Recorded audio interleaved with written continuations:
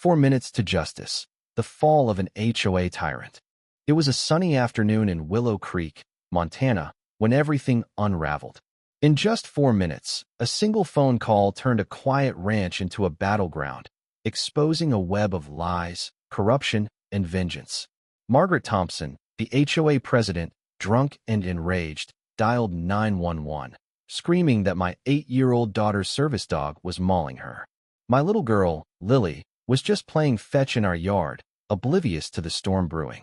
By the time the police arrived, Margaret's life was crumbling, and the truth captured by 37 cameras would bury her. This is the story of how one woman's vendetta against my family cost her everything. Our mornings at the ranch were sacred. At 5:30 a.m., Lily would wake, trembling from nightmares, her small frame soaked in sweat. Her service dog, Buddy, a golden retriever trained to sense her distress, would drape himself across her legs, his steady breathing calming her racing heart. I'd watch from the doorway, a retired Marine haunted by my own memories of Iraq, grateful for Buddy's ability to reach Lily where I couldn't. My wife, gone 2 years from a car accident, left a void that Buddy helped fill. Lily, battling PTSD, barely spoke to anyone but him, whispering secrets she couldn't share with me. Our neighbor, Mrs. Nguyen, a retired teacher who'd come from Vietnam decades ago, noticed Lily's progress. "She talks more now," she'd say, her accent warm. "Buddy is good medicine." I'd nod, watching Lily smile as she played with Buddy, her voice a rare gift. But trouble was brewing. 2 weeks after we settled into our routine, violation notices from the Willow Creek HOA began piling up: grass too tall by half an inch, a mailbox slightly off-center, a garden hose left out too long. Each was signed by Margaret Thompson, whose name carried weight in our community. Then came the confrontation. Margaret, her blonde hair defying the Montana wind, stormed up to our mailbox one Tuesday. "That dog's too big for this neighborhood," she declared, her voice dripping with entitlement. I handed her Buddy's certification therapy dog papers, vet records, a psychiatrist's letter. She tore them to shreds, scattering them across my driveway. "I know people in healthcare, Mr. Carter. These are fake. I'll call Child Protective Services if you keep that beast near your daughter." Across the street, Tom Reynolds, the HOA vice president, fidgeted, avoiding my gaze. That night, I reviewed our security footage. Margaret had visited our property 12 times in 2 weeks, often late at night, lingering near Lily's window. The worst clip, from 2 a.m., showed her, wine bottle in hand, trying to climb our fence with something glinting in her grip. She fell, but the camera caught Eda knife. My blood ran cold. I called my lawyer, Susan Hayes. "Susan, it's Dan Carter. I've got a stalker targeting my daughter, and I've recorded everything." 3 days later, CPS arrived with 2 police officers. The woman in charge, clutching a tablet, looked grim. "We've received a complaint about animal endangerment involving your daughter." Lily froze, gripping Buddy's collar, her eyes wide with terror. They showed me a video Buddy allegedly lunging at Lily, growling viciously. The audio was wrong, too sharp for a golden retriever. "That's not Buddy's bark," I said, my Marine training keeping me calm. "It's fake." Lily's scream shattered the air as they separated her from Buddy for questioning. "No, he protects me." Her cries echoed as Susan burst through the door, a $1,500 suit and an audio expert in tow.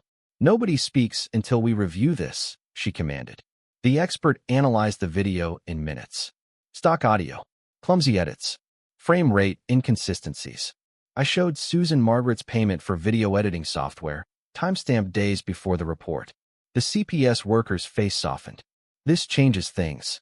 Then Tom Reynolds burst in, pale and trembling. "I can't do this anymore." He played a recording of Margaret's slurred voice. "You owe me, Tom. That $50,000 you lost in Vegas your wife doesn't know, does she? Get rid of that dog, or I'll tell her everything." The room froze. The CPS worker closed her tablet. "This is fraud, conspiracy, and witness tampering. We're filing charges." Lily, reunited with Buddy, clung to him, whispering, "I thought they'd take you away." The CPS worker, moved, promised her report would highlight Buddy's necessity. Susan's shark-like smile promised more. "Margaret just committed federal crimes. She's done." The investigation snowballed. Using my tech skills from the Marines, I cracked the HOA's laughably weak email system password. HOA board 23. Margaret had embezzled $150,000, funneling funds to her brother-in-law's defunct landscaping company. Emails bragged about her untouchability. These idiots care about grass height, not missing money.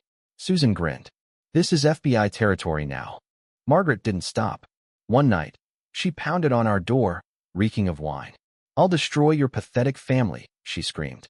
I pointed to the Ring camera. You're live to 500 people, Margaret. She tripped over our hose, fleeing as Mrs. Nguyen shouted. I filmed too. Forget. Tom, breaking free, handed me a USB drive 50 megabytes of emails, calls, and documents. Margaret had run the HOA like a mafia, blackmailing board members and targeting troublemakers like me. One email called me a washed-up Marine with a mute kid. My rage hardened. At Susan's urging, 15 neighbors met at Mrs. Nguyen's house. Stories poured out: fines for bird feeders, threats over accents, a $1,000 penalty for a lemonade stand. A veteran shared a $300 fine for an unapproved flagpole. Susan's notes grew frantic. This is a RICO case: racketeering, fraud, intimidation. The room buzzed with resolve. Neighbors, once silent, exchanged numbers, united against Margaret's reign. The HOA meeting was electric. 67 residents packed into a room for 50, 5,000 more watching Mrs. Nguyen's viral livestream. Margaret, oblivious to her frozen assets, proposed banning pets over 10 pounds. Susan stood. The community deserves to see your behavior. I projected the 2 a.m. fence climbing video, Margaret's threats clear.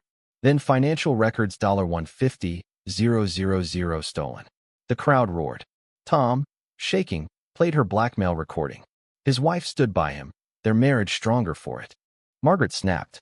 Ungrateful peasants. I'll drag you all to hell. A lightning strike plunged the room into darkness. I lit my phone, voice steady. Hell? I've seen it in Fallujah. You're just a coward hiding behind bylaws. The room erupted in applause. The vote to oust Margaret passed 66-1.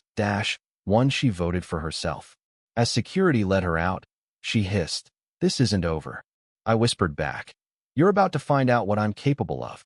The next day, Margaret, drunk and unhinged, live-streamed her drive to our ranch, slurring about proving Buddy's danger. At 3:53 p.m., she called 911, screaming about a vicious dog attack. Lily and Buddy were playing fetch, her laughter bright. My cameras caught everything. Police arrived in 4 minutes, finding no attack. I showed the footage 6 angles of innocence. The officer recognized Margaret. Third false report in 18 months. Her breathalyzer read .19. You're under arrest. Susan appeared, handing Margaret a lawsuit for $500,000 from 23 residents. Lily, fearless, spoke to Margaret through the cruiser window. My mommy in heaven says being mean makes you ugly inside. Why are you so sad? Maybe you need a dog. Margaret sobbed, her empire gone. The officer noted Lily was the same child from Margaret's prior false reports. Mrs. Nguyen, filming, shouted, "She lying. Lily just playing." In court, the judge was merciless. In 30 years, I've never seen stupidity so documented. Margaret got 1 year in jail, 1,000 hours of community service, $75,000 in fines, and $200,000 for Lily's trust fund. The FBI seized her home, uncovering $300,000 in stolen funds, including federal grants. 47 lawsuits followed, her insurance canceled, her bankruptcy denied for hidden offshore accounts. Her house, sold at auction, now shelters a young family. 6 months later, we threw Buddy's 5th birthday party at the community center, a dog-themed bash for 200. Lily, in a retriever-printed dress, took the mic. When Mommy went to heaven, I stopped talking. Buddy understood my sadness. He's 35 and dog years older than Daddy. The crowd laughed. Thank you, Buddy, for giving me my voice. Margaret, in an orange vest, mopped in the corner, her court-ordered service a daily humiliation. Buddy sneezed as he passed her, sparking laughter cruel, perhaps, but earned. Tom, now HOA president, declared service dogs honorary members. As the sun set, I held Lily, her laughter blending with neighbors' chatter. My wife would have loved this. Our daughter healed, our community whole. Margaret chose her path, and now she's paying one mop at a time. What's the worst injustice you've faced? Have you witnessed bullying or corruption like Margaret's? Share your story in the comments and tell us how far should we go to fight back? Your voice matters. Let's keep this conversation alive.